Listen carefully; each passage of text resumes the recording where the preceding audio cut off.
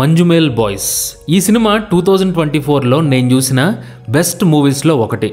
ఇలా మలయాళం సినిమాల గురించి మాట్లాడుతున్నందుకు కొంతమంది కోపం రావచ్చు, కానీ ఇక్కడ నా పాయింట్ ఏంటంటే లాంగ్వేజ్ బ్యారియర్ లేకుండా మంచి సినిమాలు చూసే మూవీ లవర్స్ కమ్యూనిటీ మందే. సో ఈ సినిమా చూసాక ఖచ్చితంగా మీకు రికమెండ్ చేయాలనిపించి వీడియో చేస్తున్నాను, అంతేగాని ఒకటి ఎక్కువ ఇంకోటి తక్కువ అని కంపేర్ చేయడానికి కాదు. సో లేట్ చేయకుండా వీడియోలోకి వెళ్ళిపోతే, ఈ మంజుమేల్ బాయ్స్ మూవీలో నాకు బాగా నచ్చింది ఏంటంటే, number 1 style meets strong substance. యూట్యూబ్లో ఈ సినిమా ట్రైలర్ చూస్తే మీకు అర్థమైపోతుంది. కథ ఏంటంటే, కొంతమంది ఫ్రెండ్స్ కలిసి కొడైకెనాల్ ట్రిప్కి వెళ్తారు. అక్కడ జరిగే ఒక దురదృష్టకరమైన సంఘటన చుట్టూ ఈ సినిమా కథ తిరుగుతుంది. ఎక్కువగా స్పాయిల్ చేయను, కానీ ఈ సినిమాని జస్ట్ ఒక సర్వైవల్ థ్రిల్లర్ మాత్రమే అని చెప్పడం కూడా నాకు ఇష్టం లేదు. ఎందుకంటే ఇందులో సర్వైవల్ థ్రిల్లర్ అనేది పైకి కనిపించేటువంటి జానర్ కన్వెన్షన్ మాత్రమే, అంతకు మించి ఈ సినిమాలో ఎక్స్పీరియన్స్ చేయడానికి చాలా ఉంది. ఇకపోతే స్టైల్ మీట్స్ సబ్స్టెన్స్ అని ఎందుకన్నానంటే, మంజుమేల్ బాయ్స్ సినిమాలో కథ చాలా సింపుల్గా ఉంటుంది. సో ఇలాంటి స్టోరీని ఎఫెక్టివ్గా ఎమోషనల్గా తీసుకెళ్లాలంటే టెక్నికల్ క్రూ చేసే వర్క్ చాలా ముఖ్యం.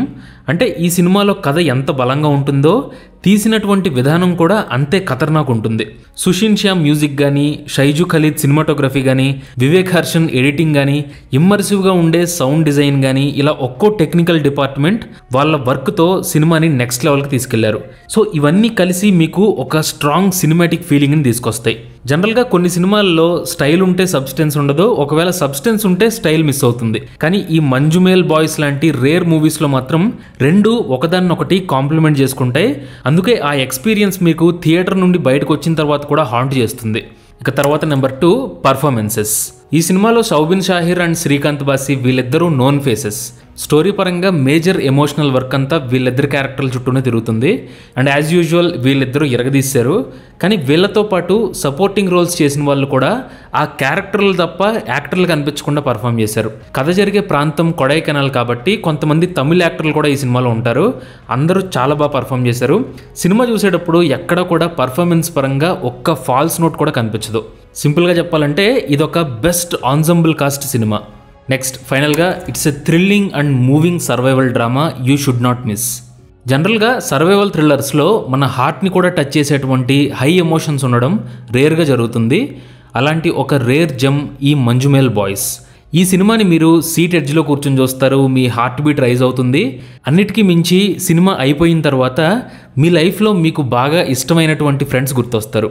మీ ఎక్స్పీరియన్స్ ఫ్రెష్గా ఉండాలని చెప్పి నాకైతే సినిమా గురించి ఎక్కువ డీటెయిల్స్ రివీల్ చేయాలనిపించట్లేదు.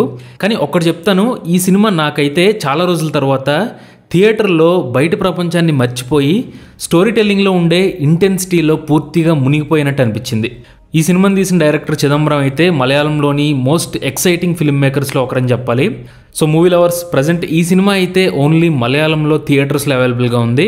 ఫ్యూచర్లో డెఫినెట్గా డబ్బింగ్ అయ్యే ఛాన్స్ కూడా ఉంది. సో థియేటర్లో ఒకవేళ చూడడం కుదరకపోతే అట్లీస్ట్ ఓటీటీలోకి వచ్చిన తర్వాత అయినా సరే మంజుమేల్ బాయ్స్ని అస్సలు మిస్ అవ్వకండి. ఇది ఈ మధ్యకాలంలో నేను చూసినటువంటి గొప్ప సినిమాల్లో ఒకటి. మీకు కూడా ఈ మూవీ ఒక మంచి ఎక్స్పీరియన్స్ని ఇవ్వాలి అని కోరుకుంటున్నాను. Thank you for watching this video.